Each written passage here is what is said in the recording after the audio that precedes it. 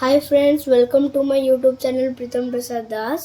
आज हम annual flower exhibition देखने आए हैं, तो हम अब अंदर जा रहे हैं। तो देखिए इधर कितने अच्छे डेकोरेशन हुए हैं और आप देख ही सकते हैं इधर कितने ब्यूटीफुल फ्लावर्स हैं। और इधर पूरी का मंदिर और जगन्नाथ जी की एक मूर्ति है। तो आप सब भी बोलिए जय जगन्नाथ।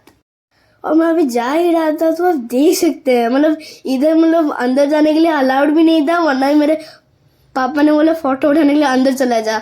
और मुझे डर भी लग रहा था, लेकिन मैं गया और चला आया। और देखिए इधर एक फूलों का गेट बना हुआ है जो मुझे तो बहुत यूनिक लगा, और मैं इधर चल चल के आ रहा था। और देखिए इधर कितनी भीड़ है। और आपको जो इधर अपने बच्चों के साथ और पेरेंट्स के साथ जरूर एक दो बार आना ही चाहिए, क्योंकि ना इन्होंने कितने अच्छे से डेकोरेशन किया है। आपको तो एक बार तो देखना ही चाहिए। अब मैं भाग ही रहा था तो मेरी आंखों की नजर गिरी इन सुंदर डांस पर। तो आपको तो ये डांस एक दो बार तो देखना ही चाहिए।